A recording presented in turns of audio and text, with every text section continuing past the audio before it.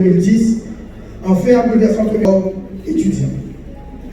À travers ces épreuves successives, j'ai profondément ressenti ce que signifie la solitude, la peur et l'angoisse silencieuse qu'éprouve un enfant ou un jeune adulte confronté à une société en déséquilibre. Bien souvent, je me suis interrogé, et si à cette époque, on avait accordé à notre santé mentale l'attention qu'elle mérite? Et si un programme tel que Respirer avait existé pour nous tendre la main au moment où nous en avions tant besoin? Aujourd'hui, c'est justement ce vide que nous tentons de combler à travers le projet Respirer. Un accompagnement psychologique gratuit, structuré et accessible pour les élèves vivant dans les camps de déplacés à l'approche des examens officiels. Car nous savons que les examens sont déjà une épreuve en temps normal, mais dans un contexte de violence, d'errance, d'incertitude, la pression devient presque inhumaine. Et pourtant, nos enfants essaient chaque jour de rester debout, d'apprendre, de rêver encore. Respirer vise donc à réduire le stress toxique qui bloque la concentration et l'apprentissage, prévenir les troubles psychiques qui se développent en silence, offrir un espace de parole, d'écoute et de réconfort. Accompagner aussi les parents et les enseignants pour créer un écosystème de soutien autour des enfants. Ce projet s'inscrit pleinement dans la priorité affirmée par les autorités, assister les populations déplacées vivant dans les camps en attendant une réponse durable à la crise sécuritaire.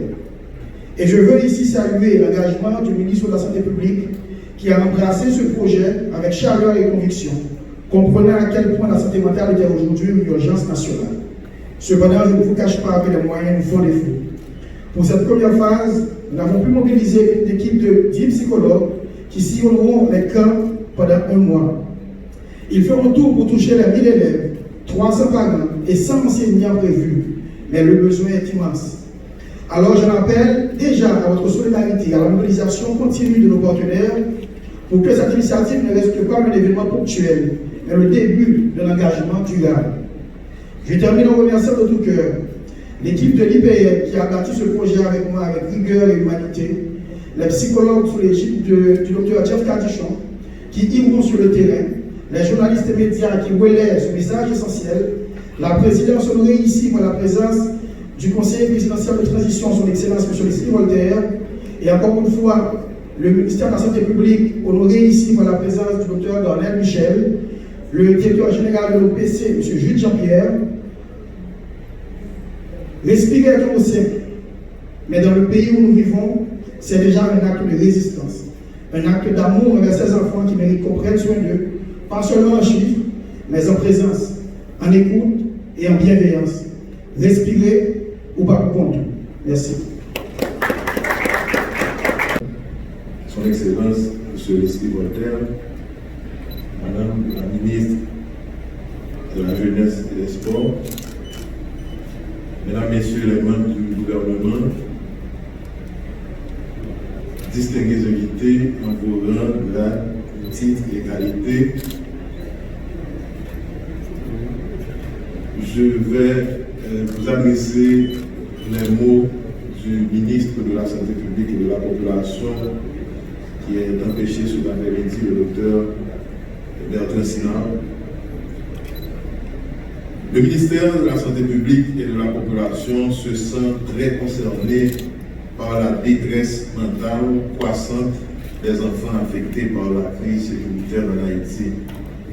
Voilà pourquoi le MSPP se fait le devoir d'accompagner l'initiative de la plateforme ProMédia pour participer aujourd'hui au lancement du programme d'appui psycho-éducatif dénommé Respirer, lequel prend à cœur la problématique de la santé mentale des enfants déplacés vivant dans les camps. Ce programme touche un domaine jusqu'ici peu couvert, la santé mentale.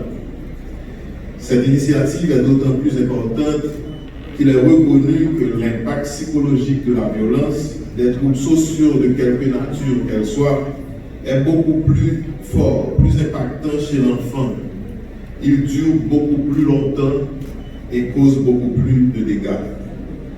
On parle alors d'une catégorie très vulnérable.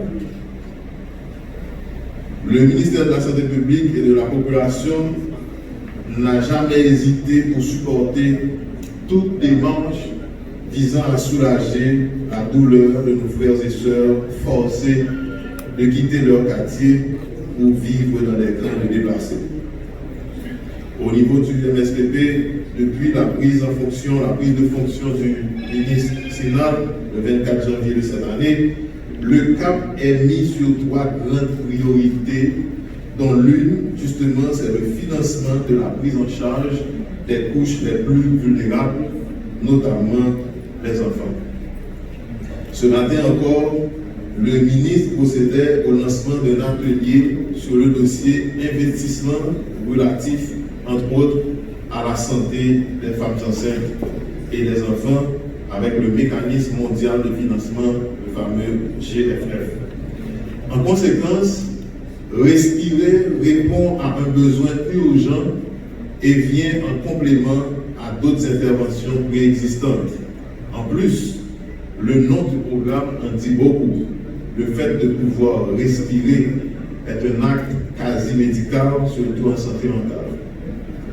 Lorsque, par exemple, nous faisons face à un événement générant de fortes émotions, beaucoup de stress, il est recommandé de respirer lentement et profondément pour un soulagement.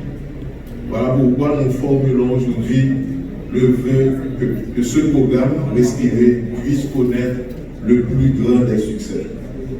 Ces interventions s'inscrivent aussi dans un cadre de prévention et il ne faut pas en douter que beaucoup des troubles mentaux actuels ne s'aggraveront pas en maladie à cause de ce programme.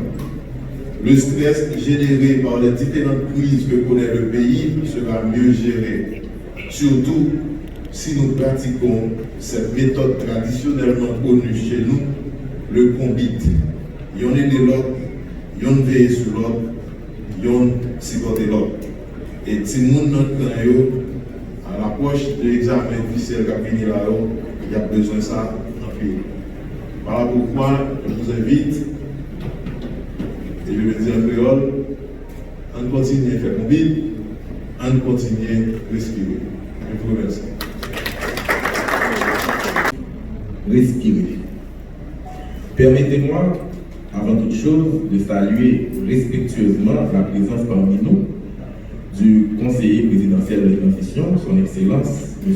Leslie Voltaire, et du directeur de cabinet, le Dr Gabriel Michel, qui représente le ministre de la Santé publique et de la Population, qui est empêché. Leur participation témoigne de l'importance que les autorités nationales accordent à la santé mentale et au bien-être psychosocial de la population haïtienne. Je salue également la présence de nos distingués invités, représentants d'institutions partenaires, d'organisations de la société civile, de professionnels de la santé, ainsi que vous, chers consoeurs et confrères de la presse. La cérémonie qui nous réunit aujourd'hui marque le point de départ d'une initiative qui se veut concrète, inclusive et durable dans le domaine psycho-éducatif.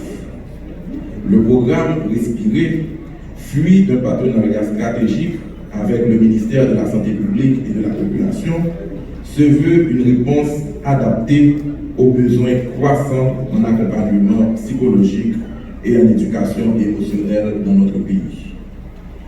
Je vous invite donc à suivre avec attention le déroulement de cette activité qui mettra en lumière la vision, les actions prévues et les retombées attendues de ce programme.